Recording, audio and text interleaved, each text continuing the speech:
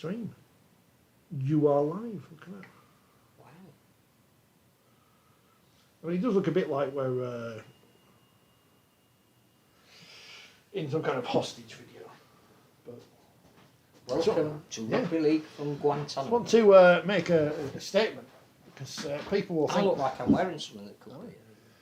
People will have seen today, James Dayton from Radio Leeds, people attacking Radio Leeds property. It's not me. I don't go to games anymore. I'm not allowed in. First time I went to Wembley, 2014, working for TalkSport. That was the Hull KR final, wasn't it? 2014. Oh no, 2014 was Cass. Yeah, 2015 was Hull KR when there were some very unprofessional people in the press box. 2014, I was waiting to plug in and get set up. Anyone who's done the job knows the worst thing about broadcasting is getting set up, because if it doesn't work, you watch this programme, you know what it's like, all the time. And I couldn't get set up because two Burks from Radio Leeds were there in my spot. They had no right to be there. And even though I don't like those people, because they eventually took the mickey out of my friends and colleagues losing their work at Radio Leeds, at Radio Yorkshire rather, I won't go and destroy people's boxes. Very sad. Very sad. I should have started that by saying I'd written a whole thing about being Max Bygraves, but I messed that up, so never mind. We are here. I realise we never introduce ourselves on the programme anymore, because I think there's no new audience. This is like Super League. We're going to pretend a whole load of new people have stumbled on the programme today. Hello, you new people in Montenegro who experienced Rugby League for the first time this weekend. Thanks for tuning in. Hello, welcome to 4020 Live, where we're very excited this week because we might not be live next week for a start, and it was International Week, Phil. Well, Ish. I am likened to compare Rugby League at the moment to the girl with the curl. The girl with the curl. That when we are good, we are very, very good. And when we are bad, we are horrid. And the good things that we do well were certainly on view this weekend. I think the concept of the international is alive and well, and the added dimension of women and particularly wheelchair, which we were privileged to be at live on Saturday, was enormous, and shows the true potential reach of the sport to new audiences. The whole debate about things being staged at the same time, I think we've had ad infinitum. But again, I would pay huge credit to two teams in League One at a time when discussion is, should League One get any funding and what's its future? We've got, a 24-all draw in the Cumbrian derby between Barrow and Workington in front of over 3,000 fans, which is enormous. Not bad, is it? And then Rochdale play North Wales, which again, Rochdale not had the greatest of seasons so far. They would admit things have probably not gone as well as they would have hoped. It must be the Rangy Chase effect. He got injured. Sign Rangy, last 20 minutes, gone with a broken arm. But they still got 1,400 people there. And I think, the things that we do well, we really do well. I think the fact that there's a discussion later this week about whether the World Cup should go ahead, it just sort of makes you weep, because was it a Jamaica event during last week, which I think we mentioned on the show. Totally uplifting. Nothing to do with results on a field, about a difference it can make in a community. You looked at the potential of what the Women's World Cup and the Wheelchair World Cup could bring to the sport, and you think, wow, those growth areas are potentially massive.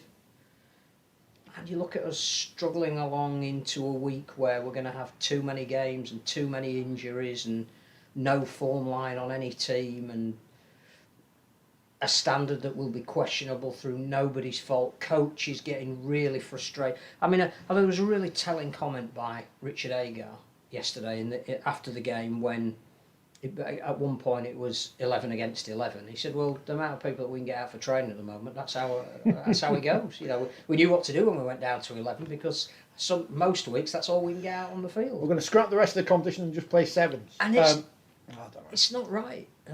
So the things that we do well, I am convinced that there is potential. The things we do badly, we can talk about two very, very different press conferences that have taken place in the last few days. You do worry. You genuinely worry. The good news is for people on YouTube, they can see it. It's like professional setup and graphics and everything. For people on Facebook, it's like watching on like old standard definition televisions before they switched it off. Half my head's cut off. Well, what have I done to the camera there? That's just pathetic. But we've already had some comments. You could go on your knees, but then people would definitely get the wrong idea. Andy referencing Max Bygraves, pink toothbrush, blue toothbrush. One for the younger viewers. We don't have any young viewers, do we? No. This is very much an audience who listens to medium wave radio. Is Super League on the decline? Asked Andrew. Andy, just throw a question in there like that. I mean, who do you think we are? Jermaine McGilvery? What are you asking? And Andy's replied and said it's suffering from self-interest and COVID-19. It's a really good question. But I don't think we're seeing anything we weren't expected when they decided to go to 25 games and try and cram them all in.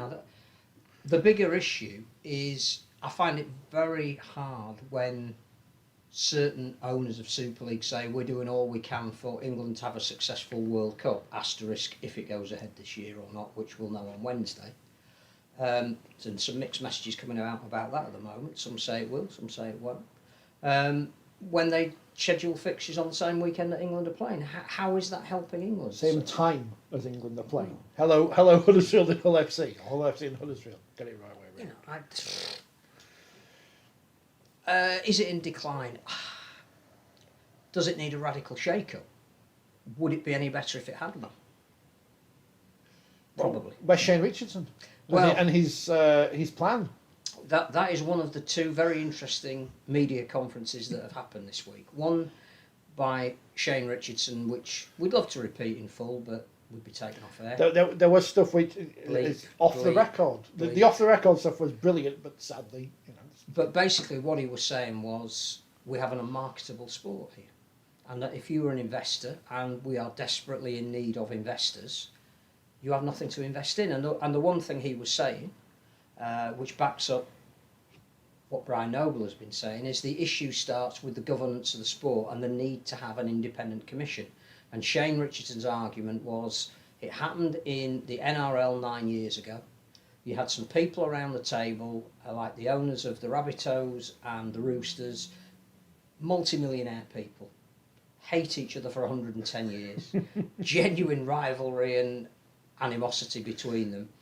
But they realised that they had taken their individual clubs as far as they could go and saw the need for something that was bigger than all of them.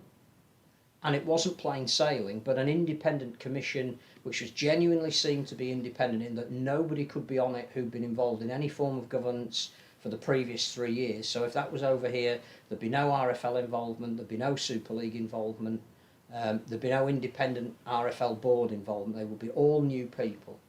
And he recommended that not only should we do it because external equity investment would come in, but the value of the clubs who you would think would oppose it had gone up a third.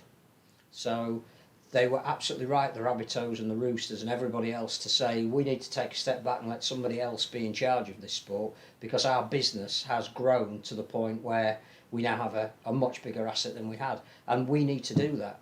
Contrast that with the press conference that's been on this afternoon with Ken Davy and some of the people from Super League, and I have to say, with the greatest respect to Ken Davy, he was a fine businessman in his own right, completely in denial. Everything's fine. Television figures will go up, well, why's the deal gone down by 30% now?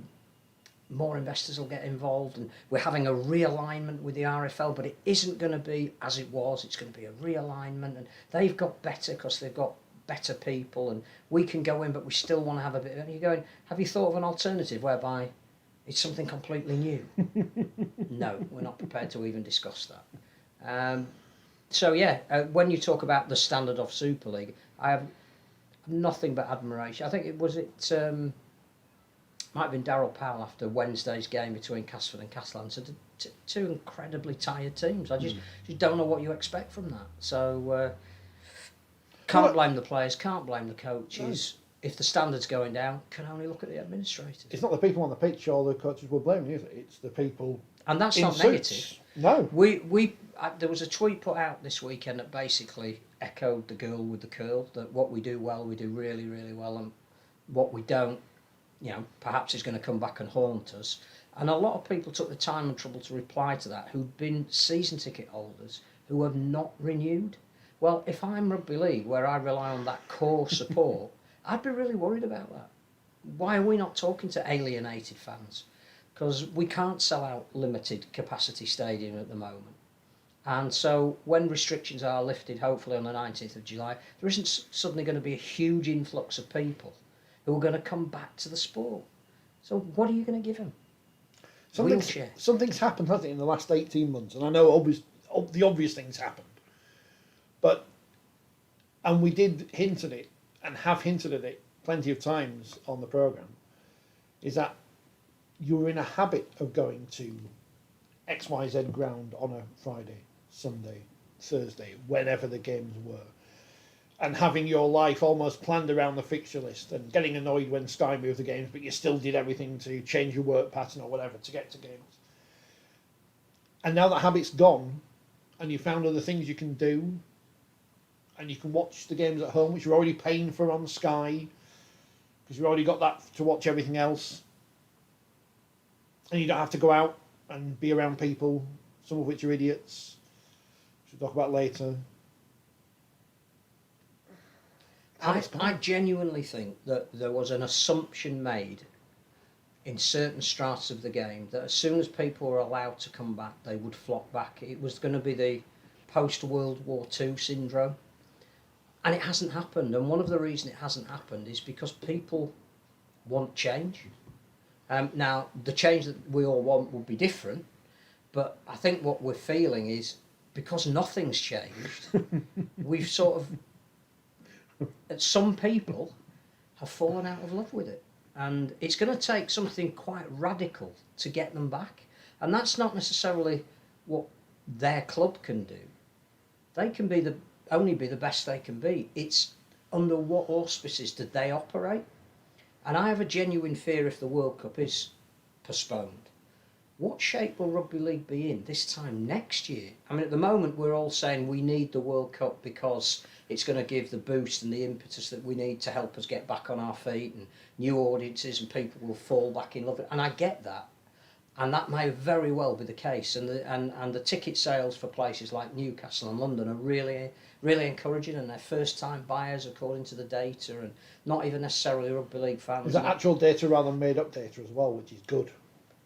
It's almost addresses like where people live. And I think if that genuinely is the case, then to have it postponed for a year would be a massive blow, because I genuinely don't know what state the sport will be in a year's time. I can't remember if it was you who said on this programme that the World Cup was either going to be this big party or a giant, almost like wake for the sport. Someone said it. I can't remember who it was now. No, I'm hopeful, and I say that the timetable for those that are keeping a tab on these things is the World Cup board had a meeting today, the international board have a meeting tomorrow, and clearly it's the international board that run the World Cup and subcontract it to the World Cup organisers. And then there is due to be a statement on Wednesday from Troy Grant, the chairman of the IRL, one way or the other. Word over the weekend was that there was some briefing going on saying prepare for a postponement. I'm not sure, but I'm led to believe that the Players Association in Australia are pro the game, the competition going ahead. There will be some dissenting voices. The clubs are the ones that are putting pressure on some of their players, because if they have to quarantine for 2 weeks, they'll be back late for pre-season training. But Tonga, under Christian Wolff, in his press conference today for St Helens, has come out and said, if we need to make some sacrifices, we'll do it. Our guys are absolutely committed to playing at the World Cup. Now, the more nations that come out and say that, the more chance we've got of it being on. And at this stage, I think with all the work that's gone in, and we want to trade off the back of, and we'll talk about the individual games and what they tell us. The women's game was a fantastic occasion. The atmosphere at the women's game was better than the men's game, and yet that was 60-0. What does that tell you? And we may say this more than once tonight, and I think I may have already mentioned it. The wheelchair afternoon in Sheffield was sensational. Well, we found a new toy, viewers. We found a new toy. Paul tweeted yesterday. He tagged us in it, and he wasn't to us, but we're tagged in it. It wasn't someone abusing us, which is good. He said, I've completely fallen out of love with rugby league. Watched a couple of games this season, but not really bothered. Yes, I check the results and occasionally listen to 4020 live. But other than that, I just don't care. I like the fact you listen to the programme. Just kidding. What would that tell you? I've got all these podcasts, but occasionally I listen to the podcast. We know nothing. Quality getting poorer on and off the field, too small-minded. I've probably watched the same number of women's games as the men. Pity the game does not realise that the traditional men's game is not where the growth is. Paul said, replying to me, saying, "Go watch the wheelchair game because you'll love it." And I think the other thing about and we mention this a lot, the problem about developing the women in the wheelchair game and the other variants, PDRL and LDRL, comes under the RFL, as does the international game. The club game comes under Super League, and unless you get that marriage, and ideally you'd have something overarching telling everyone in what direction they need to go that encompasses all of the sport, it's fractured, it's dysfunctional. It's why you get teams playing at the same time as the international team. You get Jermaine McGilvray coming out with comments about how the game stagnated, and yet his chairman is the executive chairman of the game. As I tweeted yesterday, whenever it was, Super League should get him and Ken Davy on their podcast together. They can Ken loves him, and he thinks he may be right in some of the things he said. Well, do something about it. Listen to him. Yes. Change. I'd probably trust Jermaine McGilvray more than most people involved in rugby league, because he seems to have a sensible head. The players and the coaches seem to all be giving us a message at the moment, and that is that something isn't quite right in the structure of the game. Not we're not talking about which team should be in what division, but overall there is an issue with how they feel. There is a lack of direction for the sport. The things that we witnessed this weekend that are good were just upliftingly good, and we have to find a way of harnessing that. Captain Hindsight, of course, he dug it into his old tweets again this week, and didn't upset Castleford, which makes a change, but found a tweet from last year where I was referring to people who work for rugby league clubs saying, don't wear masks and stuff, and then lo and behold, what would happen then the week? But the Hull Kingston Rovers have to cancel some games because of COVID. 3 games. So you join the dots. You add 2 and 2, and you work out. That's bringing the game to disrepute. I also think that once we go to percentages and we acknowledge the fact that COVID could well be an issue, and it's unavoidable. Sydney's in lockdown at the moment. They're talking about desperately trying to not have games behind closed doors. A magic month in Brisbane. Well, they need to see some quality rugby league in Brisbane because they're short of that at the moment. That is for sure. One for Mr. Davidson there. Why are we cramming so many? I'm looking at the fixtures for this week, and it's just a head shaker. If you knew COVID was going to be an issue, make it easier for the players, not harder. What is going to happen? Heaven forbid, if such a place exists. And it isn't Headingley. What if we get an issue in the run-up to the cup final? Just make it easy for the clubs. Don't make it hard for the players. Here's CG on YouTube. Can you see us capitalising on the potential growth you just mentioned with the current administrators in charge? I can't. I can if the people who are in charge are given licence to do what they need to do. I think one of the reasons Ken Davy had a call this afternoon was to say that negotiations are about to start between Super League and the RFL about what he kept referring to a realignment, which presumably is we've got all the money, but we've got a lot less than we thought we were getting, and we're now going to start telling you how much you're going to be getting, but don't be surprised if it isn't very much, because we haven't got very much to give you. Now, it's not that you can't grow the variance, it's you can't do anything if you don't know how much money you've got. Now, one part of the game decided how much the other part of the game is going to get. It's not really the fault of the people who have their hands out going, how much can we have? It's the fault of the sport for not saying, shouldn't be in the hands of either of these. If it's an overarching commission that is free of any vested interest, and it identifies wheelchair, women, variants, being X level important, it'll make sure it has that amount of funding. At the moment, it literally is hand to mouth. Andy says we need fresh faces and ideas. Remember when Richard Lewis came in with fresh faces and ideas, and everyone said, "Oh, we don't like him because he's got fresh face and some ideas." And he's not a rugby league person. And then when we get a rugby league person, we say, "Oh, we don't like him because he's biased. He's from Leeds." There are people we have met, and I'm sure our listeners and viewers have as well, that you would say if they made a decision on behalf of rugby league, we could pretty much accept that it was in the independent eye of what's best for rugby league. The greatest administrator I ever knew, and I make no apologies for bringing his name up as often as possible, was the wonderful Harry Jepson.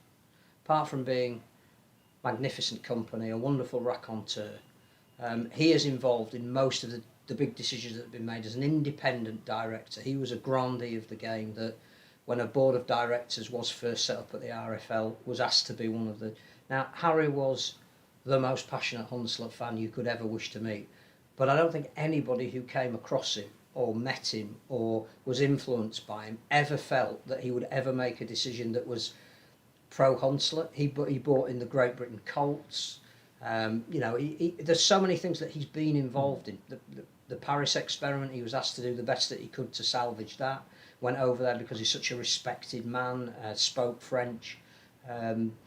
And I think there are people that we all know that are involved in the sport that if you said, well, yeah, but clearly he was born growing up watching Team A, well, look at that they would make a decision that wouldn't necessarily be anything to do with an allegiance to Team A. We just had the nonsense of the academy decision on every level, in which everyone decided to pick out the credentials of those on the independent panel because the decision didn't go their way, which Shane Richardson was bloody right about what he said about that decision and the backtracking of the decision. Which where's those MPs gone? Where are the MPs? Where are they? The other thing as well, if I was Dean Andrew, who, and I know we're rambling tonight, but well, allowed to. That's good. So, yeah. And it's not that we couldn't get a guest. There's some great stuff on the channel. Interviewing people at the wheelchair game. I would urge you to catch up with that, because if we want to make characters for the sport, you interviewed a lot of them post-match. But again, going back to Dean Andrew, who I think that whether he's a whole season ticket holder or not, he's an Air Commodore who made sure that the game is being played in the armed forces to a certain level. He has a real degree of kudos about him outside of the sport. I wonder what he thinks as the chairman of that panel, whose decision was then rescinded by the people who asked him to be chairman of that panel. So you can have independent governance, but then you've got to allow whatever they come up with to at least be given the chance to flourish. We had a complaint last week that we don't talk enough about the games on this programme. Okay. Unless our teams are involved. To which I would say I think I said last week Wakefield Castle was rubbish, and I don't want to talk about it because it was rubbish. Not because Wakefield lost, because I didn't see Wakefield Wigan this week, and Wakefield won, and I'll just say Wakefield can't watch all the games. There's no point in sitting here and talking about games we didn't see. Did you see Matt Hancock? You know Matt Hancock? You've heard of him. Used to be an MP. No, he's still an MP. Used to be the Secretary of State for Health, expert in security cameras. He apparently, according to Twitter, which he's never wrong, used to report on university rugby games, which we assume obviously know what that means. It's the wrong one, but didn't go to them because he was busy, and reported off the TV. That would never happen in rugby league. Well, we'd never get a university game on TV. Do you remember you used to show the varsity game for about 3 weeks? It was played the other week. Yeah. Not really, I think, at the same level as it used to be on Sky, but I think the university sector is, again, another a thing that we do really well, but we don't exploit it enough. And there are some people involved in that who are...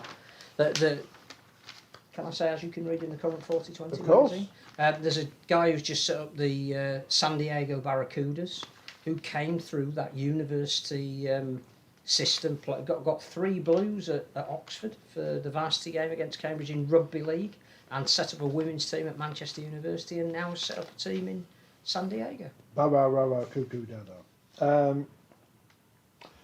Why are fans taking over the Pie Dome on Wednesday, says Andy? Someone's going to buy tickets. That's good. What else have we got here? Andy says the Salford Leeds match, was it a boxing match? Sounds like it was. It had some elements of that in it. Those who wanted to see the biff brought back would have been in their element there. There were at least 2 incidents that involved the flying of the fist. Violence. Yes, I suspect that everybody's now seen the punishment. I think there's 3 on each side have been banned. And Conrad Horrell still doesn't know what day of the week it is. Are they trying to handicap the game against Leigh on Thursday, give them a chance against them? I don't know. It was. We can talk about that one when we've done some of the others. It was a very strange game. Salford are a very indisciplined side. I mean, I was going to talk about the women's origin, but there's no report in the paper, so I've forgotten the result. 8-6 to Queensland. 8-6. Oh yeah. I only remember because Queensland won late penalty on the basis of the fact that clearly in the men's Queensland don't exist anymore. I wrote loads and loads of notes about the game because I might write a bit about it in the column. And New South Wales. How did they not win that game? I don't know. But then a question to be asked. Yes. How can they change the rules? Well, they've got all kinds of different rules. They play 70 minutes, first of all. Yeah. They have a 30-40 rule and a 50-20 rule. Yeah. They didn't play the 6 again. Here's David. Women's State of Origin played on Friday. Scrums, no 6 again. Only 35 minutes per half. Just how many sets of rules are there? Plus what was it? 40, 30 and 50-20 kick. Changing the magazines, I want to change the logo on the screen up there. That's not 40-30 rule. It's no good. New South Wales 26, Queensland 0, so they may as well cancel that. I did enjoy the pre-match because I was working yesterday afternoon, so I only saw the first half. But I did enjoy the pre-match where they did a song from 10 years ago, which is the kind of thing the RFL do, is bring out an old band. So it's good to see the NRL do the same thing as well. Should we talk about our Saturday afternoon? Because it was... It was a fun trip to Sheffield, which is always good. The City of Steel. Went past where the Don Valley Stadium used to be, paid our respects, and saw England beat Wales 102-22. We didn't have a clue if that's a big result or not, because we don't really know much about wheelchair rugby league. I think it's safe to say that when you get on a roll, it's almost impossible to stop. What we did learn was, bloody hell, it's fast. And it appeared, there doesn't appear to be much stopping. There wasn't any. I mean, when you think that there are the most unbelievable collisions, and again, I would urge you, if you haven't seen it, to get to a game if you can. If the World Cup's going to be on, there's matches in Sheffield. There's also games at the Copper Box. Mm-hmm. If you can get there, go, because you don't really appreciate, even on telly, the speed and intensity of it. But not a single stoppage for an injury. A dislocated finger or a bruised hand or.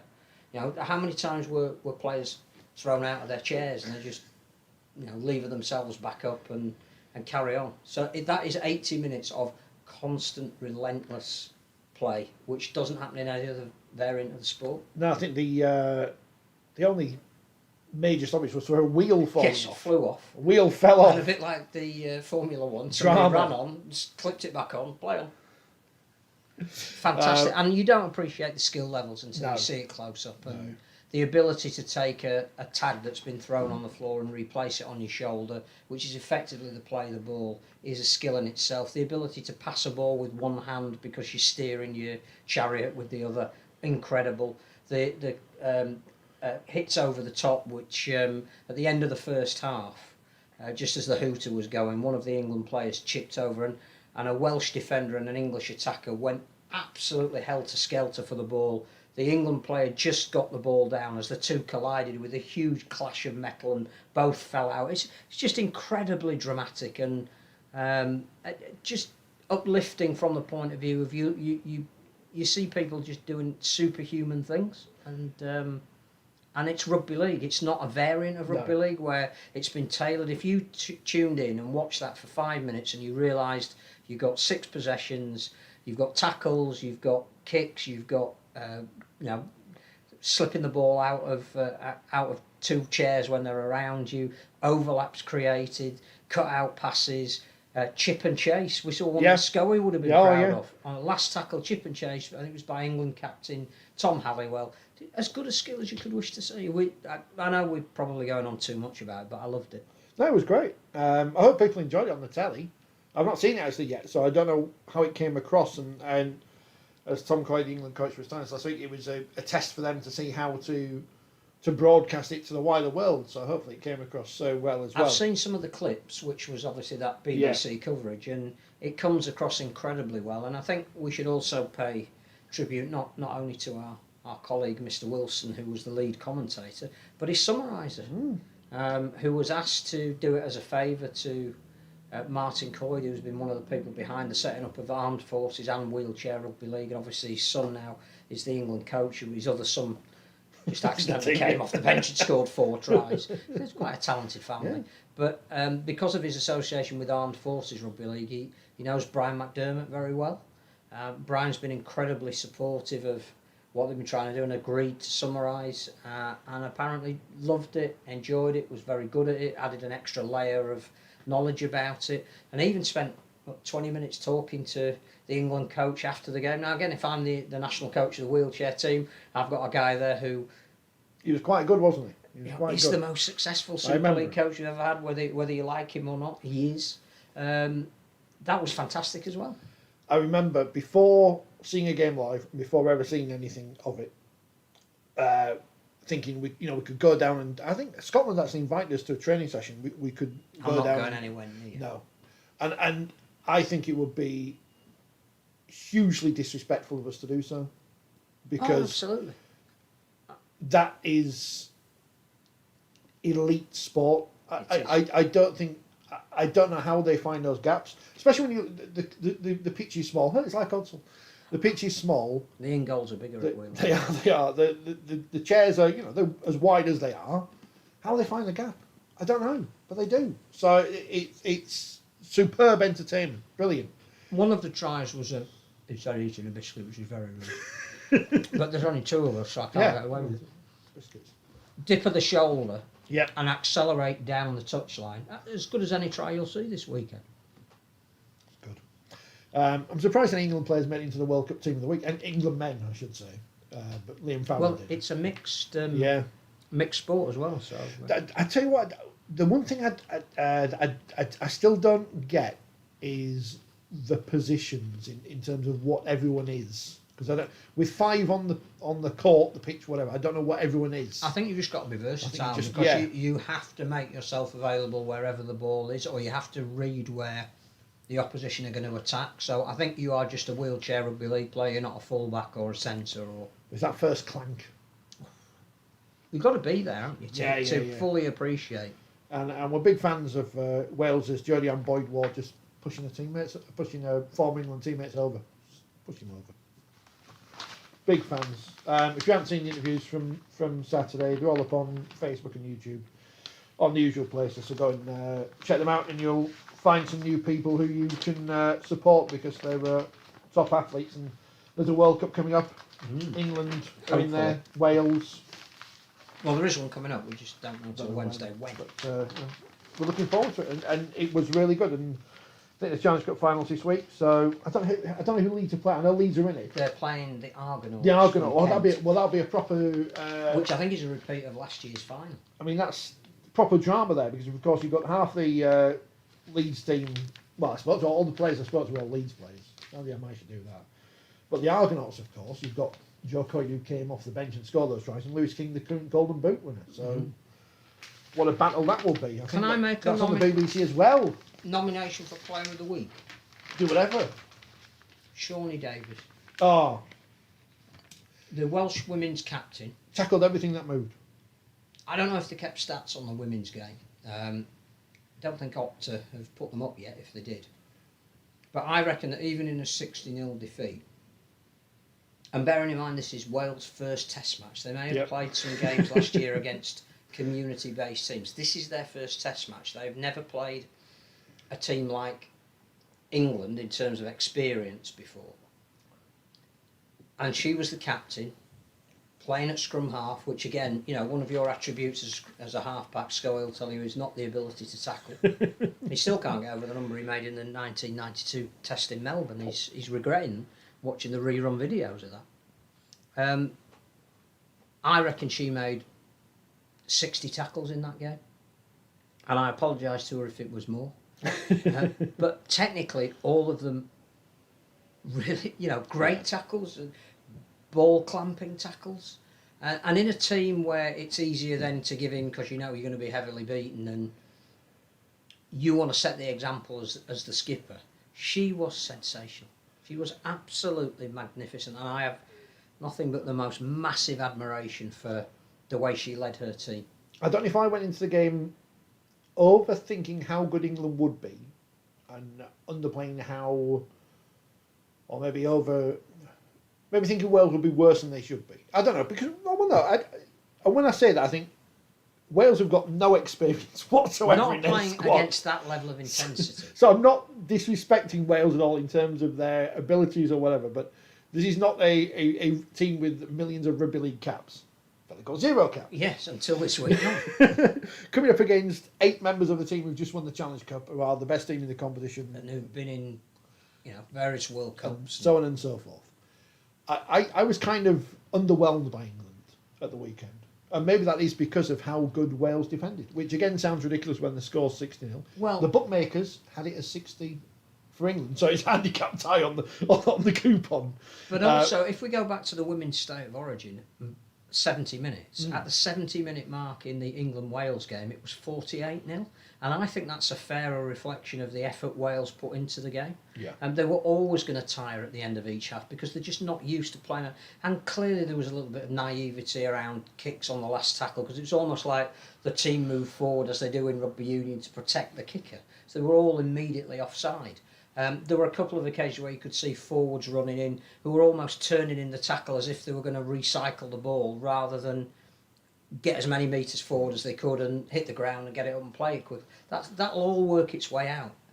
But some of the performances of the Welsh players, bearing in mind that they were coming up against some of the best we've got over here, was sensational. But again, I don't think the crowd worried too much what the score was. What they could see was effort. Yeah. What they could see was a willingness not to give in, even under the most extreme pressure. It's a cruel game, rugby league. You can tackle brilliantly for 5 of the 6 tackles and concede on the 6th. You can actually play well and get heavily beaten. And I think those people that were at the ground or watching it on the telly or commenting on it could see that level of effort being put in. And the other thing about, forgive me again, but the singing of the anthems is one of the things that makes international sport really special, different from the day-to-day we watch in Super League. And the singing of the anthems at the women's game and the wheelchair game were magnificent. The wheelchair idea that when your name is called out, you move slightly forward to acknowledge the crowd, just brilliant. But the passion with which, particularly the Welsh, because singing a national anthem clearly is everything. Well, they've got a proper one, haven't they, as opposed to... It, as a neutral fan, or even as a fan of the opposition, you're in awe. The hair stands up on the back of your neck. Well done, Wales. And England did what England needed to do. They had a hit out. I mean, in fairness, it does say here, these are the words of Craig Richards. At times we were scrappy in attack, which seems strange to say given that we scored so many points, but it showed what we can do as a team. So maybe I wasn't too far off with my assessment. You're probably right. But then they haven't played a game together for 2 years. For 2 years. Yeah. So, a bit like you can't read too much into the England men combined nations game. Yeah. There's no point because you're talking about 2 teams that were thrown together who were pretty evenly matched. The difference was a penalty goal. The England players have been training since the turn of the year because they've been given elite status, and they're a bit clunky because they haven't played together for a long time. But they didn't concede a point. And Jodie Cunningham again, who we know is big on taking a positive out of everything, is saying, right, yeah, that's what we needed. We needed to hit out together, and we didn't concede, and that's what we're going to build on. Not that we scored 60. If they were a kids team, they'd just given the ball to Amy Hardcastle all the time and just told her to score 100 tries or whatever. Or if they were Featherson, they'd just give it to Gareth Gale and he'd score 6 or whatever. And the other good thing about the England team is that a lot of different players scored. Yes. So again, that shows that they're working together as a team.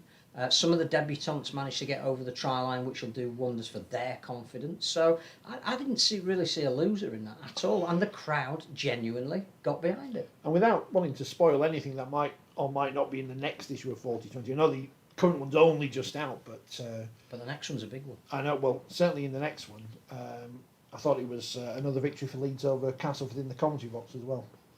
I'm not saying it. But we couldn't possibly. We have a vested interest in the. No, there's no bias. In the commentator. There's no bias. As I said, it's not even your favourite prop at Leeds. So, it's not as even if we're in that situation. So that was England's women and wheelchairs. That's all the positives. Shaunni Hoyle, proper good interview afterwards as well. Love England, me. That's what she said. I don't know why I went into Scully's voice there. I do think there is something so refreshingly genuine about the wheelchair and the women and wanting to play for their country. I think we get a bit jaundiced in and around the men's game. We do. But there is so much to admire in the women's and the wheelchair.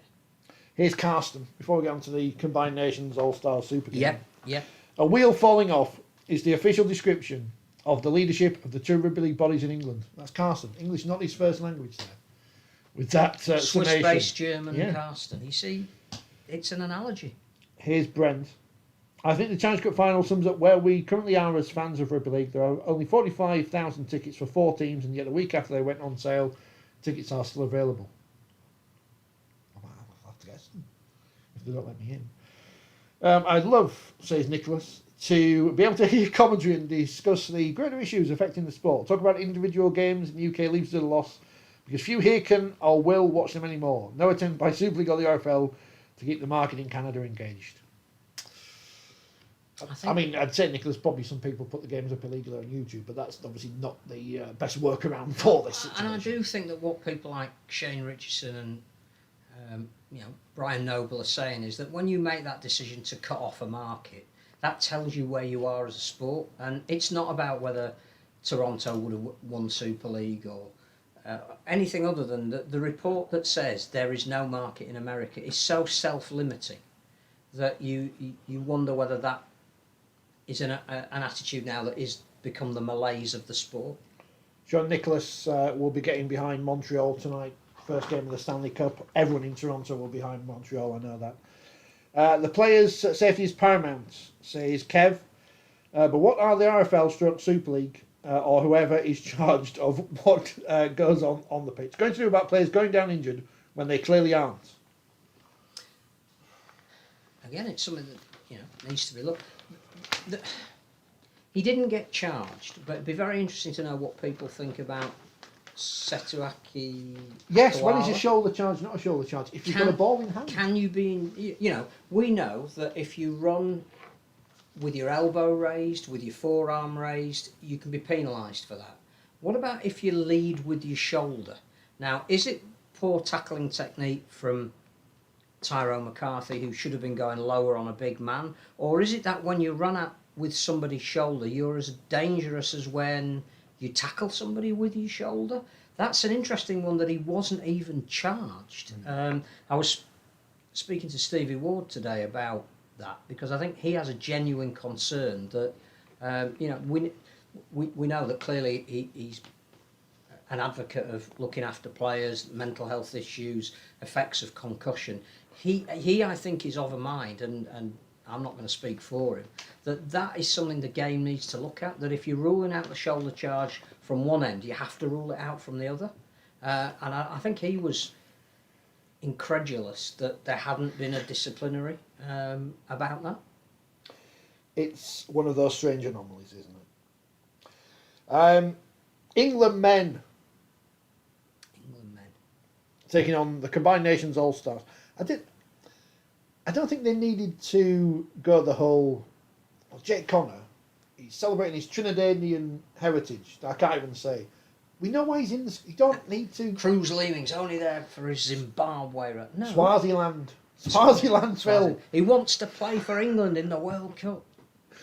You don't need any... because everyone knows anyway. But regardless...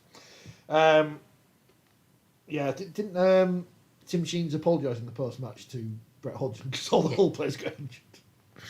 Oh dear. The England versus the Combined Nations All-Stars. It was a match. You probably paid more attention to it than I, Phil, because I was trying to edit the post-match of the women's game. It seems like it was a close game, and Shaun Wane got the tight match he wanted, and it was a challenge in his first game in charge, which had no caps on it. So all those people who kept saying Joe Westman's won his second cap, he hasn't. You know, Scully's apoplectic. He was texting everyone he knew saying, if they get caps, I want my 50th. I know you've read his column today, and he's obviously not well, but no one's got any extra caps. We will try and get him that 50th cap somehow. But no one got any caps. That's all right. As a thing, as a concept, okay, England needed a game. We'd preferred they played a proper team. They decided to go down this route. As it turns out, Phil, judging by what we've heard afterwards, it sounds like the Combined Nations players really bought into the concept and really wanted to represent whatever they were representing. Well, I think what they were representing, it meant a hell of a lot to them, and it says a massive amount for Tim Sheen's finding the cause to. I mean, Sheen said afterwards, when they went into camp, they only had 14 players, and they only ended up having 2 training sessions together. So they needed something to rally around, and that was clearly Mossy Massoy. It meant a huge amount to them to wear his kit. It meant a lot to them that I think he zoomed into the team to talk to them during the build-up. He was there at the game. Sometimes when you need a cause, there's no better cause than that. There were a couple of players that were, sounded out as to maybe whether they could go back to their clubs when it was so difficult to get a team together in the first place. And they said, no, what's happening is really special, and want to be part of that. And you looked at some of the players that then backed up on Sunday for Leeds. I'm only saying that because that was the only game that they backed up in. All 4 of them were particularly the 2 that played for the Combined Nations All-Stars. Cruisley, I thought, was very good in the second half when he came on. Played the full 80 minutes on Sunday, but he wouldn't have dreamt of not playing on the Friday night for that cause and to show where he is, even if it's to Shaun Wane in the opposition. I'm not sure what we could have expected when Lomax and Walmsley pulled out during the week, when you haven't got any of the NRL players for England coming over.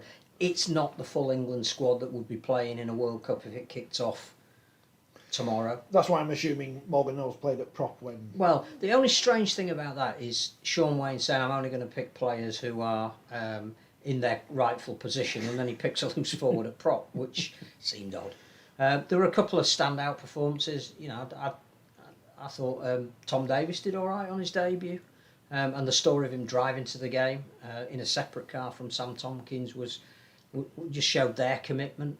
I thought Michalewski was really good, the Polish Englishman. Knowles played very well.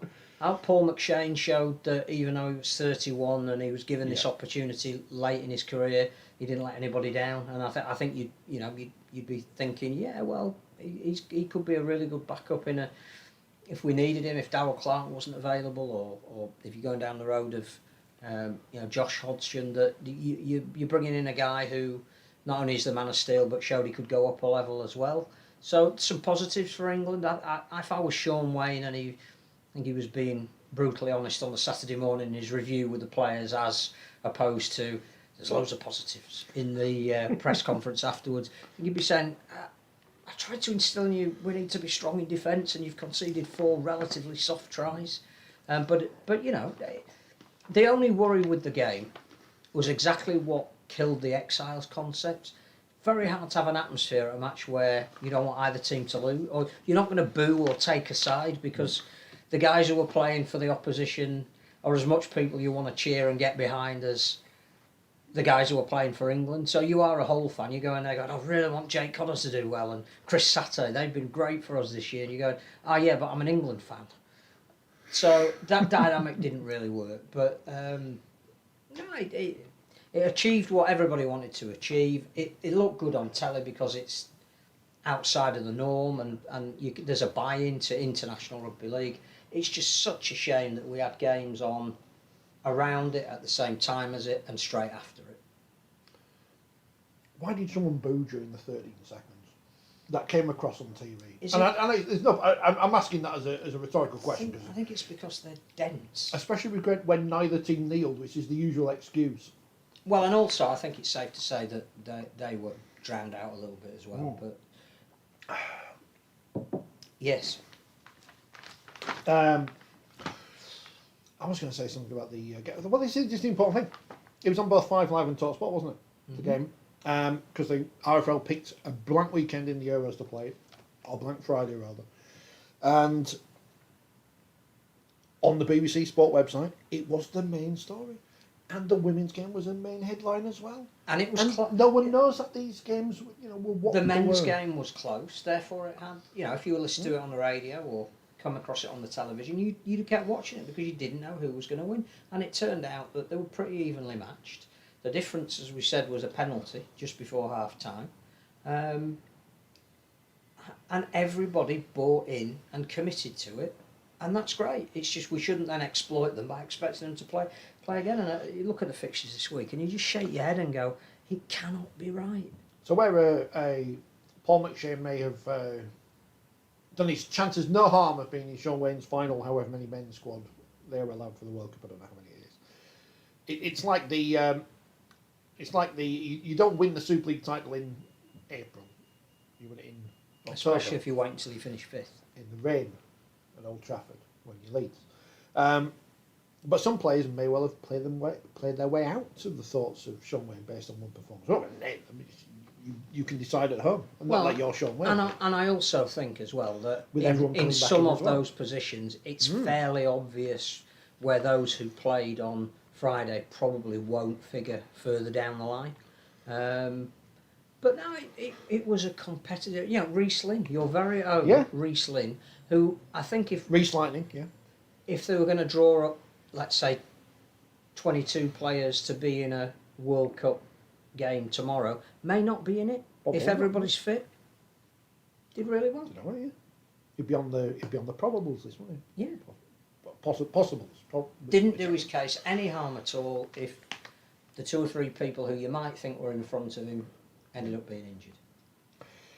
Anyway, it was all a waste of time because it wasn't in the papers. So that was England versus the All-Stars, which may well be back or not. Who knows? I don't know. Would you have it?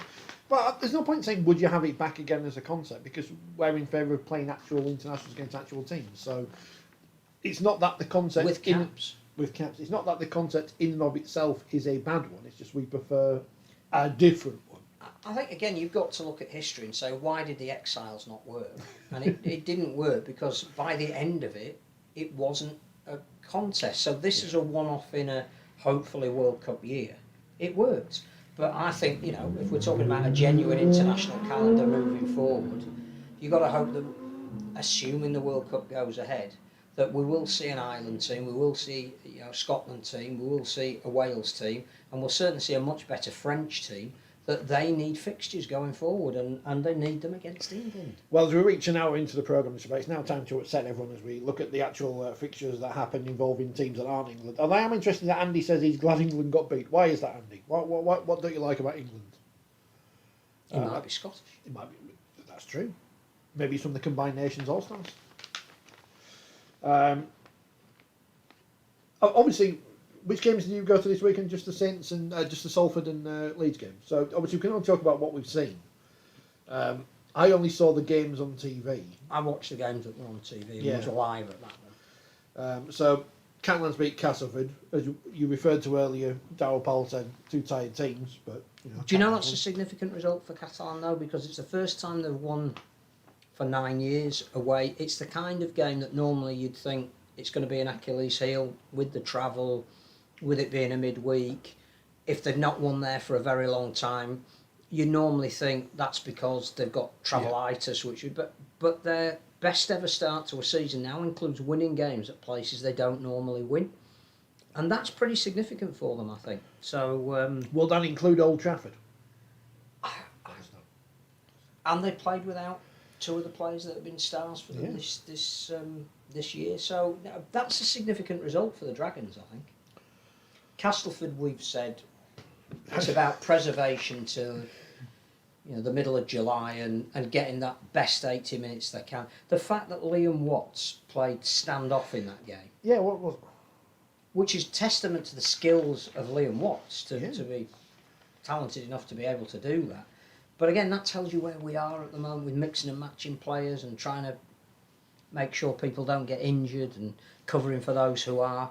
It's a significant result for the Dragons, even if apparently it was a shocking game with only 2 long passes from Josh Drinkwater being worthy of note.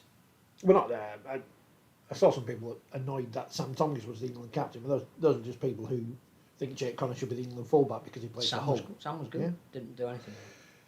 Hang on, here's Nicholas.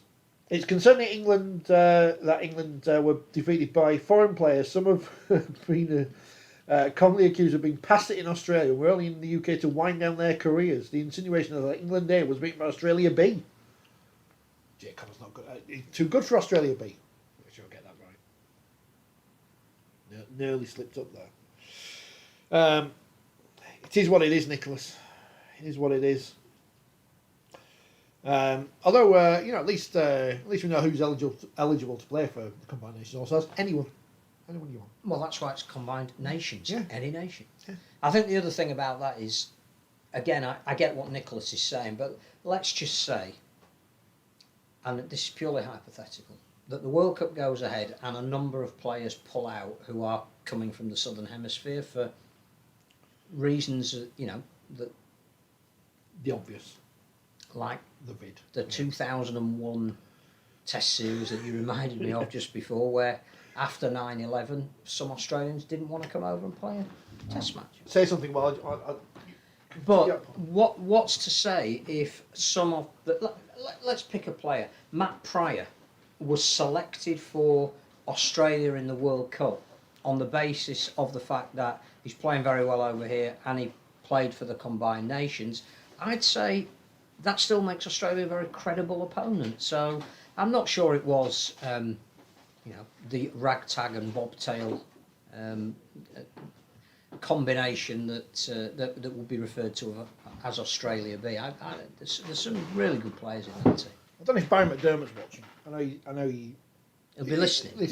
at some stage. So in 2001, in the Ashes series, they gave out tat to people, and this included collector's cards, which I've got some of, which I'll share with you. I've got.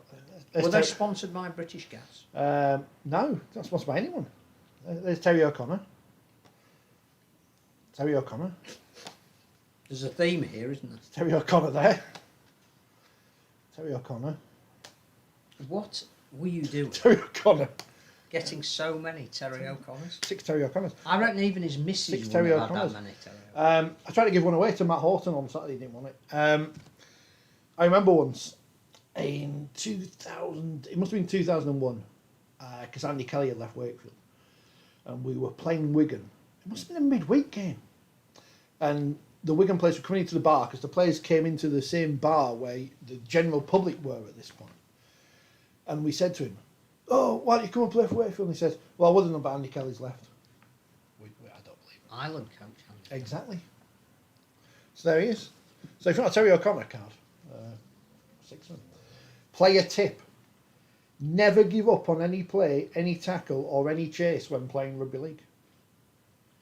Card number 16 in a set of 27. Wouldn't be much of a game of snap though, that would it? No. Who the other 27 included? What's his name? That Australian fellow who played fullback. Michael Bradford. Withers. That's him. So did you get the other? I don't know.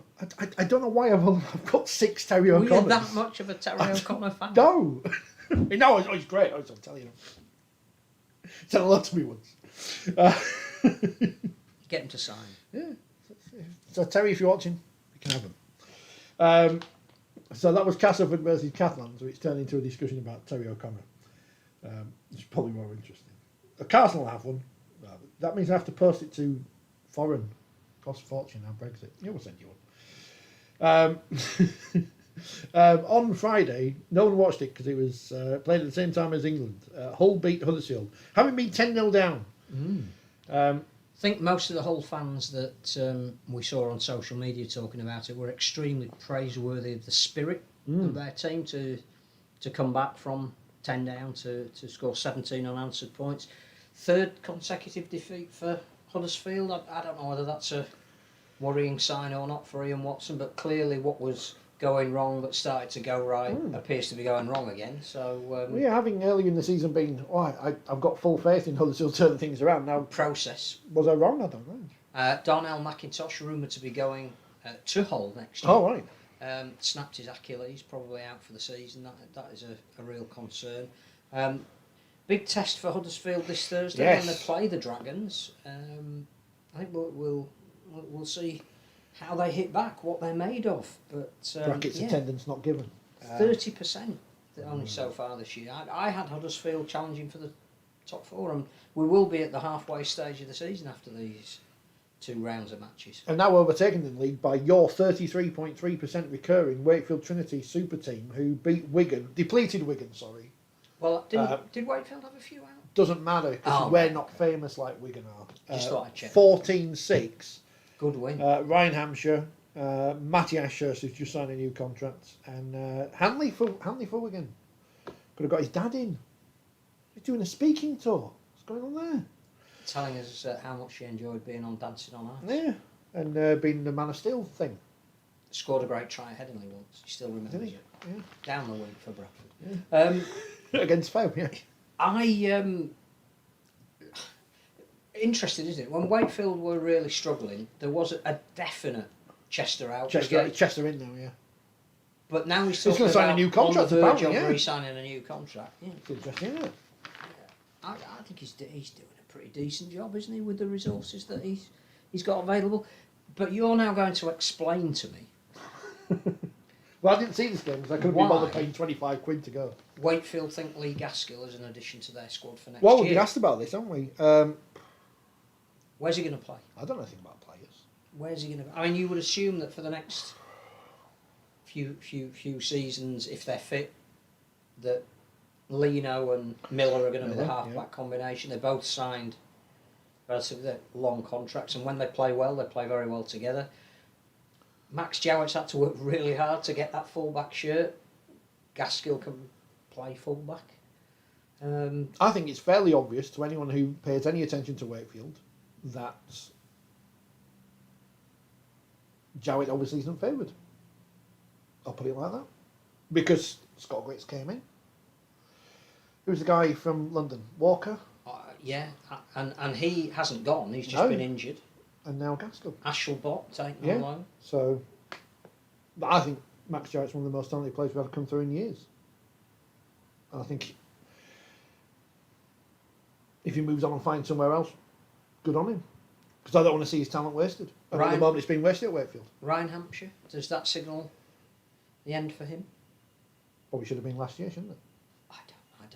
I found why did he leave and then come back? The grass isn't always greener, is it? Maybe his agents wasn't doing a good job, I don't know. Well, maybe there weren't other suitors. I don't know. I'm a big Max Jarrett fan. I think he's a very talented player. I just think that signing's a strange one because I don't know where Gaskell's earmarked to play. When you sign somebody and he is your probably big name signing for 2022, he's going to play if he's fit. That's a damning phrase. Well, there ain't going to be a lot of big name signings, let's be honest, because the state of the game is in at the moment. So there's going to be more people going home, and I think, talking of Wigan, we have to acknowledge that Bevan French is gone for the season and he's returned home. He's had an operation to repair his hamstring. That's a real big blow for Wigan, but we hope he's all right. We know he's got some things to attend to at home as well, and I hope that goes well for him. Wigan did announce that he's back for next year, that the option has been taken. Well, let's hope, because that we want as many entertainers as we can, and we know they're not signing George Williams, so they're going to need him back. Before my words are misconstrued, I'm not saying Lee Gaskell's terrible or blah, no. blah, blah. I'm just saying it's a signing that would Yeah. hint that somebody who I know you have admiration for could be leaving. There is only one player who I have not supported wearing Wakefield's colours. Leave it at that. Wakefield have won. Brill. And now we got it's a good result, and they Yeah. do perform well against Yeah. Wigan. Their record recently is good. Coaches are booked. Cheers, Sean. So we'll go to Salford on Thursday and lose now. No, we'll win. No, we'll probably lose. No, we'll win. We'll win. Warrington versus Leigh, which had all the atmosphere of England versus the Combined Nations All-Stars. At the same venue. Yeah. Gareth Woodop now injured for Warrington, which is a blow because he was playing very well. What a game of rugby league this was between two teams playing rugby league. It was just a match, wasn't it? Filling 80 minutes on Sky. I'm sure many people have turned off before the end because the result was never really in doubt. No disrespect to anyone Warrington involved. Warrington were winning and won. Yeah. It's no disrespect to anyone involved, but it just... The game went exactly as you thought it would do, and it did. It was a strange choice as a game, but you understood that they were setting up their cameras there for the following day. It made sense. And do it like the Women's Super League, just pick a random game and move it there. It made sense from that point of view. But the, and Leigh could well be not far off a win. But they now have played 12 games and have yet to have a win. And they're 18% behind the team that they're chasing, but they only play them once. I would say, they could very easily beat Leeds on Thursday. Who knows? But I look at that Leeds squad and there is effort there clearly, but there isn't the depth. And they were always going to struggle this year. So why is it a surprise that they're struggling? And the commentary team did their very best to say, it was very much from there could be a shock. They've scored a try. There could be a shock. And very much from we all knew the longer it went on, it wasn't going to be. The Richard Keys school of 0-0 at half time, but don't go away because it could still be great in the second, But no. It was a game. I don't want to see Brian Carney exiled to Al Jazeera. Warrington did all right, and again I think they had some good performers among their younger players. Danny Walker played well at hooker, and Josh Thewlis is another one who doesn't seem to get a long run of games, but every time I see him play, the kid can play. It was what it was. They beat the team in front of them they were expected to beat and did it comfortably. Yeah. You can't knock that. That's exactly what good teams are supposed to do. They didn't have any trouble in that game whatsoever. You still worry about Leigh, 0 from 12. What I would say is relegation happening, by the way? Did anyone ask her? Yes, as far as he knows it is. As far as he knows, he's in charge of the competition. I also asked if Toulouse would be promoted, bearing in mind that there was some conjecture about Toronto, and he did say he didn't have any reason why they shouldn't be. He didn't equivocally say yes. But Wigan Warrington Wednesday night will be a very interesting game on the basis of the fact that it's almost now. I mean, Wigan's next two games are Warrington and St Helens. It's a pretty crucial part of the season for Wigan. Got to play them twice in 4 days. And John Bateman won't be playing because he was injured playing for England. But Warrington look very functional. Yeah, I've got to say that. Before we move on, Steve Price said a word he shouldn't have said after the match on TV. Yes, he did. He's apologised, the club apologised, Sky apologised. Sky don't need to apologise, it's not their fault. The RFL are investigating it, which they should. So we'll see what happens from there. Very poor choice of word. Yeah. And if there's a fine on the back of that, he'll pay it and he'll learn from that experience. The letters page in League Express Day is very disappointing because there's nothing to get your blood boiling at all, really.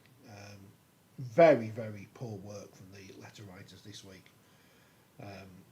And I don't have any excuse to. I could have written something in. I didn't really have much to do last week. But Graham Dawson of Castleford wins this week's award because, as well as having a go at referees, he wants to get rid of Darryl Powell. Before Wembley? Yeah. When is Darryl Powell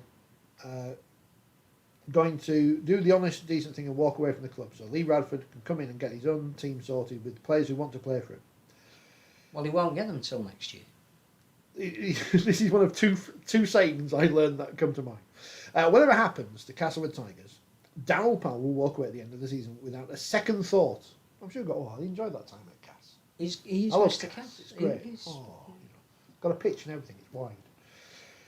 If his job at Warrington Wolves were available to him now, and that's kind of like, because we don't know what's going to happen with this, he would be gone in a shot and no messing, because if Cass means as much as to him as he makes out, why is he leaving?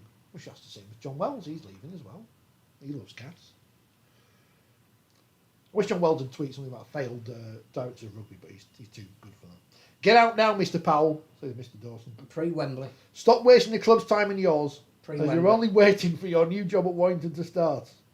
I won't leave a job when I'm getting paid. So I collected all that furlough money.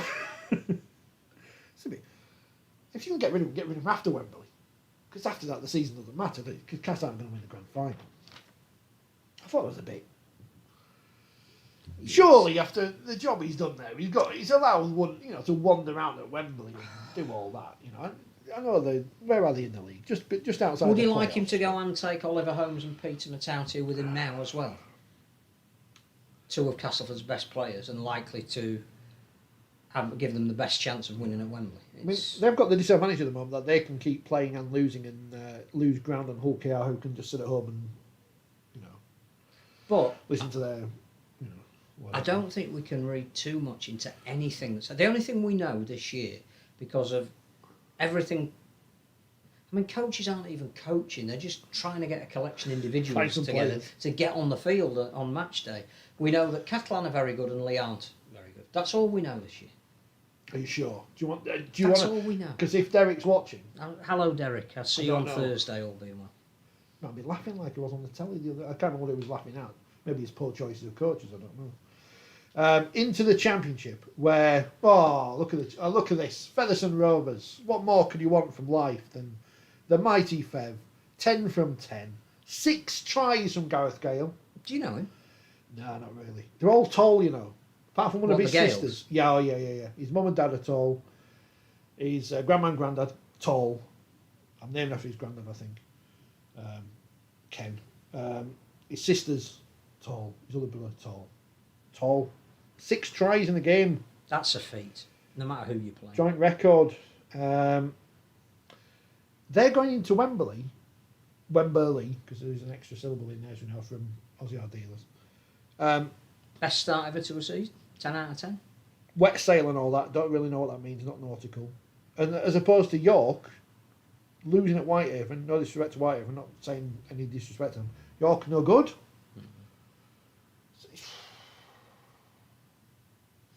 Again, I think you'll know that the Castleford in this situation. The prize this year is not going to be getting out of. Even if you finish second in the Championship, you know the likelihood is they're not going to get promoted. Even if they can get themselves into a playoff position by the end of the year, but give them 80 minutes at Wembley as likely underdogs. Oh yeah. The season hinges on that. We've got a new kit and everything, haven't they, as well? So they're doing some good replica stuff for Wembley. At York. Is it based on the 1938 kit when they were last at Wembley? I think. But they weren't, because they're not the same club. Well, we know that. Once a Wasp. The Wasps, yeah. So yeah, no, brilliant. Featherstone, I think more than anything, just playing a lot of really good rugby at the moment. 442 points. Everybody's talking about how expansive Toulouse are, and percentage-wise, 400 points in 8 games is better than 442 in 10 games. But that is an entertaining team to watch at the moment, and maybe some credit should go to a coach who, again, is universally in some parts of the world not liked, but actually does he's a really engaging guy, and he understands the sport. Is he the Richard Agar of the Championship? Yeah. I mean, he was doomed at Wakefield because he said we're playing for the middle eights, which he was right, but he just wasn't supposed to say it. And in the end, him getting the sack was the right thing, because Brian Smith came out, we beat Bradford. Scott Moore, all that. And but the story continues. But he's a good guy, and deserves to lead the team out of Wembley. And they're playing good rugby. Elsewhere in the Championship, Halifax beat Batley 22-12, which is a good result for Halifax, because Batley obviously are flying high. That is a great result, and again restricted Batley points wise and on their own midding, which hasn't happened a lot this year. Only one try, wasn't it, that the Bulldogs scored. I think we've got to give a lot of credit to Swinton, who ran London very, very close to say that London are full-time and Swinton are not. Although Swinton are still bottom of the table, 0 from 11. But 38-24, the final scoreline to London. So they've got to give the credit to Swinton there. Dewsbury winning away at Oldham, 18-4. Toulouse. Oldham, we now know, not going to Toulouse on Saturday, so if you're planning on watching that game, don't. It's not on. Newcastle aren't going either to Toulouse. Don't need to cross off my paper, I do. Oh, by the way, what time is it now? It's as we're recording this, it's 7:15. We're half an hour away from kick-off between Wigan and Saints women, apparently. Or not. Well, I don't know, because it's on their Twitter feeds. It doesn't say that they're not playing, but it's in the paper that they're playing, and I don't know. But it's not on Twitch, even though it should. And you probably noticed no Robert Elston either, still on furlough. It's true. That's what meant the real one then. I think he is on furlough, but that's...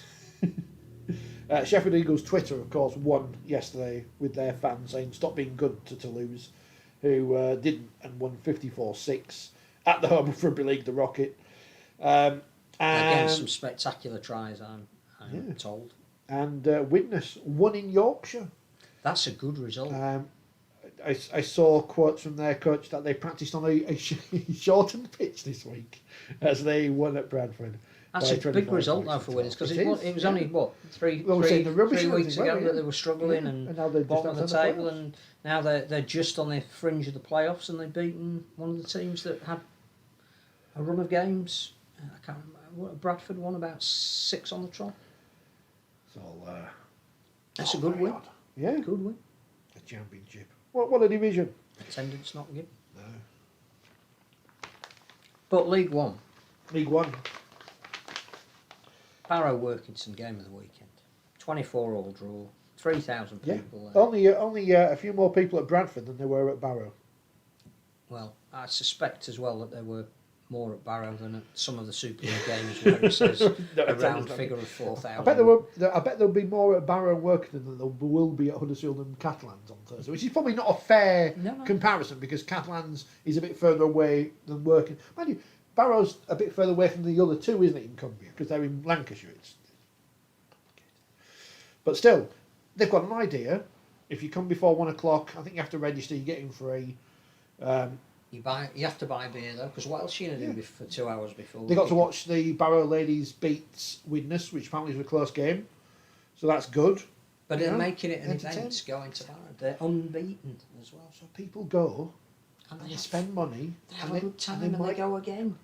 And kids take their parents because they've been given a ticket in the schools. But Phil, they're giving away tickets for free, and it doesn't count because. If they get their central funding cut, they're putting something in place that will make them sustainable. Like Rochdale giving away kids tickets, and they get nearly 1,400 against North Wales. Fooey got a couple of tries. 38-28 for the Hornets. Coventry were winning, but in the end lost to Doncaster, 34-16. Yeah, ahead at half time. Yeah. Keithley Cougars. Now, I need to make a point about the Keithley Cougars, because the current tradition is that it is like St Helens women or Wakefield Trinity ladies, because ladies in Wakefield. Surely it should just be Keithley Cougars men and Keithley Cougars. You would have thought that one free? You would have thought marketing-wise that you've just hit on something. The Keithley Cougars. I've had to run women's team. I've had to run part of my Colin Passer one this week because I had to check it was okay, but it was okay. So Keithley beat London Skulls, but again, 34-22. Sounds like the Skulls have done okay there, doesn't it? Mm-hmm. Apparently, that sounds patronising. I didn't mean to. No, it was very competitive. They were ahead a couple of times. I was listening to a bit of that on the way home from Salford, and I think Keithley have had some issues with the vid and injuries, but Scholars were credible, absolutely credible. And West Wales 12-18, which again sounds like a closer game than they've had recently. Mm-hmm. Hunter will be very happy with the win. 26-0 at half time, so 12-all second half. So they get a point under the Nigel Wood scheme, but unfortunately that doesn't exist. So sorry about that one, West Wales. No Rangi and still no sign of Gavin. No, keep going. Keep going. Keep on keeping on. Giving away tickets to kids is marketing 101, says JWL TV. It is. It's simple. Do simple Building things. for the future. Surely Sky could have put a Super League game on yesterday, says Graham, as there was netball on all 3 channels. Possibly does, isn't it? Netball's good. Leeds, did they finish third in the end or fourth? Fourth. In their first season, made the playoffs. It's not bad, is it? No, netball is. Please don't mention Elston. I don't need that foul language in my house, says Nicholas. I've seen Nicholas's hair. It's better than mine. He's gone proper at the sides. Mine's... Well, hopefully, if everything falls into place, he might be here with the Grizzlies. Yeah, fingers crossed. Later in the year. Fingers the crossed. Canadian Masters team is due over here. We'll have him on if they come Oh, on. yeah, we're going to have all our Canadian friends Sunday now. I need to... I got an email from the Rugby League World Cup people about my accreditation today, and I thought... Did it say you didn't put your nationality? Yeah. Thought, what have I done Is wrong? that because the box wasn't there when you applied? I can't remember. But it doesn't mean I can tick all those wheelchair games. Good man. Women's Super League fixtures then. Tonight, St Helens versus Wigan, but apparently it's not on. Sunday, at the Rocket, Leeds versus Warrington. So I'll be there, obviously, cheering all our friend on. Followed by the big one. The big one. The biggest game of the weekend. Don't put pressure on Huddersfield versus Wakefield. Never mind Wigan Saints on Sunday night. Don't put pressure on Huddersfield versus Wakefield. I was down at training last Tuesday, because you might have seen the footage you got from down there. Spirit's high, you know. It's interesting because you get access that you don't get. You know. So you stood there listening to the debrief after the result from the week before. They picked out that Warrington scored their points that beat Wakefield in 4 minutes of the 80. So 4 minutes out of the match was where it cost Wakefield the game. It's small margins. But come on, Wakefield. Fingers crossed. Said the neutral commentator. Yeah. I'm not, am I? No. It's all right. As long as you We don't make pretend. we make no pretense. Pro Wakefield. Featherstone versus Wigan. I think that's being played at whatever Featherstone Stadium's called. Millennium Stadium these days. And Bradford versus York, which is being played after the men's game at York on Sunday. And on Monday, on the Twitch, it's Castleford versus Saints, which is great because that's up against Warrington versus Leeds on Sky.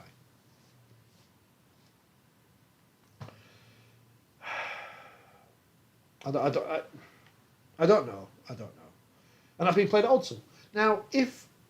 With the small... Yeah, so why is that okay for the women to play at? When there's the Rocket, there's Fev... Twitch games are being played on. The Jungle. Cassie's... I know Cass's pitch isn't... But it's long established, so it's not as if it's... But again, it goes back to the beginning of this conversation. Unless you have somebody overseeing where the sport is going, it's all piecemeal. Where is the sport going? Where is the sport going? Where's the sport?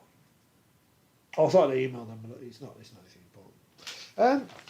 What else have we got? Have we done everything today? Don Manfredi.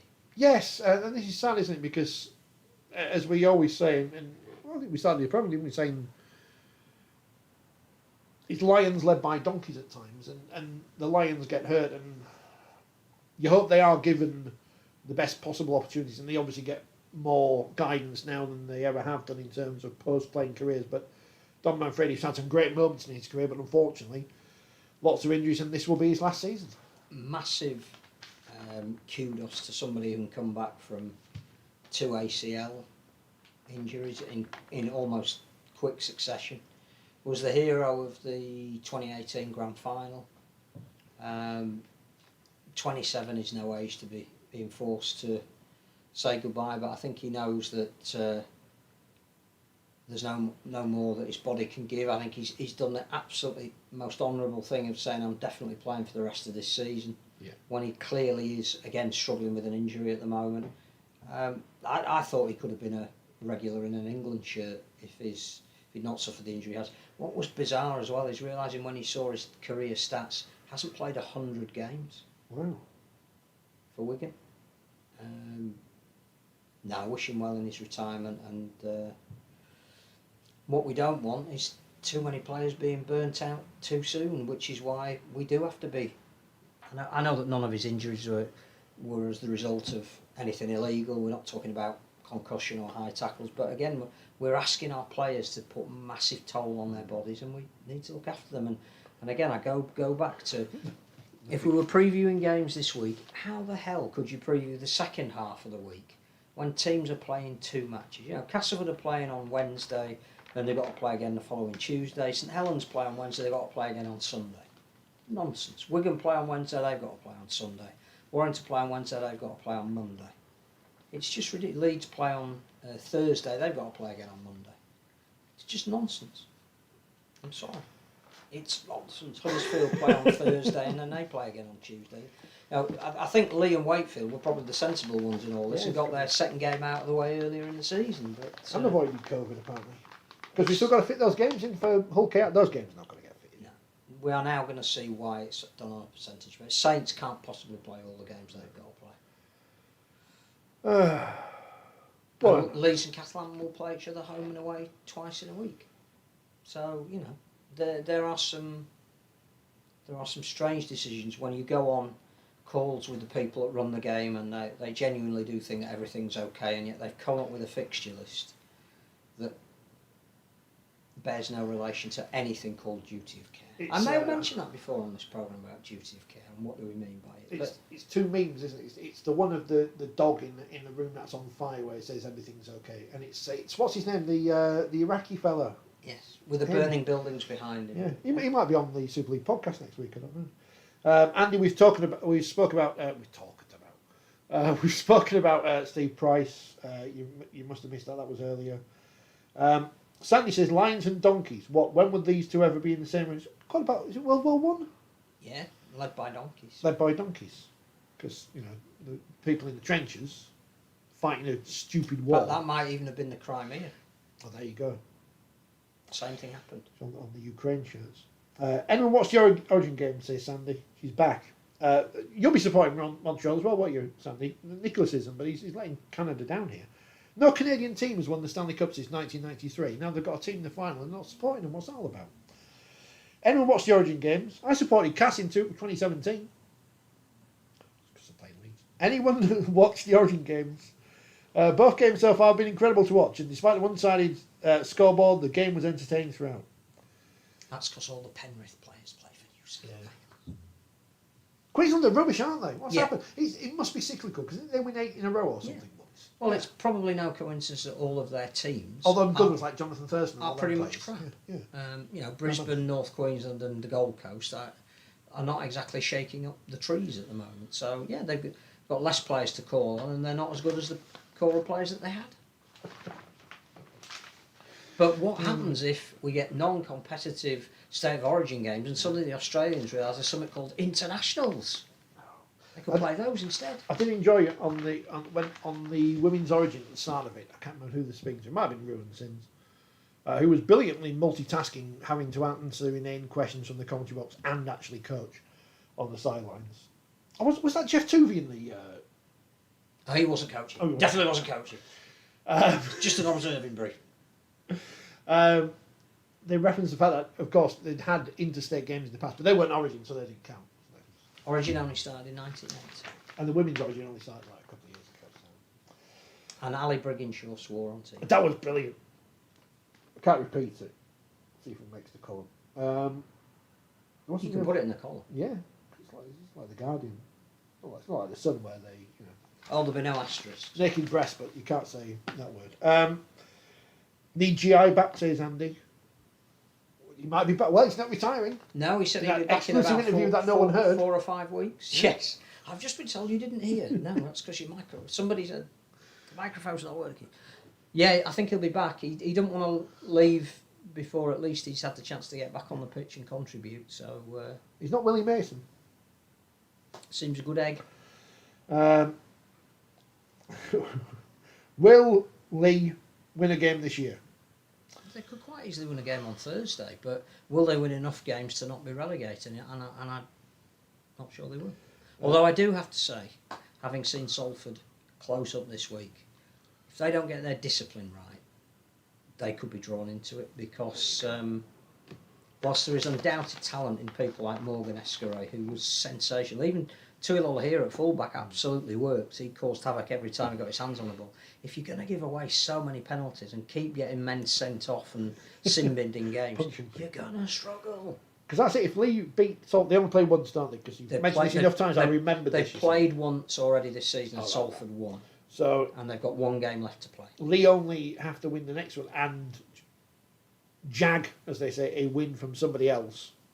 Assuming when Saints put all the kids in like they did against London. Assuming that Salford don't win another game. Yeah. I don't know if Sid's watching because, with Hooker not playing at the minute. Hooker are doing really well. Yeah. Graham's asked when Scroy back on. But when he's fit. Well, if you haven't seen his column in League Express, it's a story that can now be told. Sadly, he has lost the sight in one of his eyes. So he's not driving at the moment and probably won't be for the foreseeable future. So at the moment, as he has no Wi-Fi at his house, as we've said on numerous occasions, he keeps ringing me to tell me what he's seen on CFAX. It's not a joke, that genuinely is. I can't find any radio commentary of the game. What's happening at Salford? I think it's all on the internet. I mean, they don't get on like medium wave. Yeah, they turn medium wave off. So, as soon as he's well enough to come back, and hopefully he's driving again soon, and his contact lens that he's having fitted to make sure that he can accommodate his vision with one eye, he'll be back. But at the moment, his health is the main thing. We're going to have to go around his house and do it there. Well, we have to take the Wi-Fi, don't we? He'd love that. Have a beer. Like from Scotty's barbecue. I'll have a barbecue. There's a programme, I put it on Twitter today, from him playing in 1984 on Great Britain tour. Guess Northern Rivers Division, 18 years old. I know, he was just fearless. This is something that wouldn't have been an issue in Scully's day, but is now because we are more aware of things. And he wouldn't have been an issue with Scully because he's obviously a ridiculously confident person in and of himself. But, and this is something I learnt last week as well, even in Women's Super League, which doesn't have the intense scrutiny of, say, Super League, when you're throwing in kids, which 16, 17 years old aren't, we've seen, Cass in the men's team, that's pressure. Because it is as soon as you put a tag on there like Super League, there is an added pressure. And I think, again, the world has changed. It's a full-time professional sport. If you are not physically developed to take the knocks, then there are very few 17-year-olds that are at their physical prowess at that age. It's slightly different to when Scully came in and it was a part-time game, and yes, he had the confidence and clearly had the skill and the ability and the belief and some very good players around him, which he's the first to acknowledge that the likes of David Topless, if you had any talent whatsoever, he was a guy you wanted to play and setting up space and time for you. It's not like that now. You are likely to be smashed by a wizened, well, if you're playing Salford, literally smashed by a wizened old prop, and you might be a 17-year-old kid with all the athletic ability in the world. It takes some getting over. Melly's not happy, and I miss seeing him at Headingley in the cafe. Is it about time the RFL clamped down on players attacking the kicker? This season it seems there is a deliberate attempt to take the kicker out. The referee should be more active in eradicating it. Yes, if it's an issue, absolutely. But we don't have all games filmed, do we? They're not all on Sky. There isn't a video replay, and it is more often than not a split-second thing. I think that was what upset Luke Gale with Ryan Lannon on Sunday, that he felt he'd been hit late. Doesn't excuse punching Ryan Lannon on a number of occasions, for which he's been banned for 2 matches. But that was the cause behind it. He felt he'd been hit late from a kick, and we need to keep an eye on it. Disciplinary need to keep an eye on it. I think we don't know. I think it does. Preserve the playmakers. But all the crap players, they can all get attacked. That doesn't matter. I don't think there's anything else. Unless there's anything you can think of. I mean, we mentioned. Just hope you've been on a million. Yeah, you've been on a million Zoom calls. We mentioned those. There wasn't. I'm guessing there wasn't really any news coming out of your hour and a half long sitting listening to Ken Davy answer spurious questions about things. No. Despite what you might want. Not to save you clicking. There you go. It's not going to take up the pages and pages of the next issue of 4020. Well, it went from being a page to a column. I can write you some more. All right, so, Oh, we've got plenty. Yeah. I mean, Shane Richardson was more entertaining, Yeah. that is for sure. Although, didn't speak in finished sentences, which makes transcription quite hard. But yeah, read all about the debate in the special issue. Special issue. We'll tell you why it's special a bit nearer the time. Wembley is approaching. Looking forward to it. I just hope everybody who is fit and both teams are able to, well, all 4 teams are able to pick from their best 17 and we get a true spectacle. I'm just waiting for that email from the RFL to drop in so I can get accredited, apply and know that. If I do, I'll be lined up there at Wembley, miles behind Pete Smith of the Yorkshire Evening Post, who'll be there before everyone else. Tuesday, I think. Yeah, he's going. Camped out outside. He's there now. Trying to get in. England are playing Germany tomorrow. Well, if you would like a Terry O'Connor card, Carson says he's going to come over from Germany to get one. So It'd be good to see. he's got his hair and everything. I'm going to. I'll go up to the camera because now we will be back next week. I'm still up. It might not be but Monday. we don't know when. No, And it might have been the usual time. yeah, slot. it might not be live. I don't know because I don't know because I don't know when I'm working next week for a start. And obviously there are games on Monday, There are. which doesn't help. And it's on telly, and there's no point in us going up against Sky because they've got more views than us. We might have more views than Hull versus Salford. I don't know. Andy says 150 of us go every year, Friday to Sunday at Wembley. I hope it's good. I hope it's good. So the only thing I would end with, Yes. well done Montenegro on playing an international, and well done El Salvador for applying for being the next nation to get accredited status. I see if Mascot got their shirts on sale yet. Won't be long. I've got my t-shirt. Looking at Denver. You remember that? And an event by Jamaica in the community. Yes. It's fantastic. Shirt looks good. You're not going to miss them. No. We need the World Cup, don't we? We do. We do need the World Cup.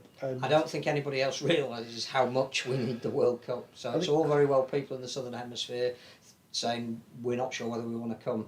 If you don't come, we are going to be in real trouble on this side of the world. But hey, we've still got Leigh versus Salford to look forward to. Thank you everyone again. Enjoy your Terry O'Connor, we do. I bet Jared's playing Thursday. Oh, big man coming up here.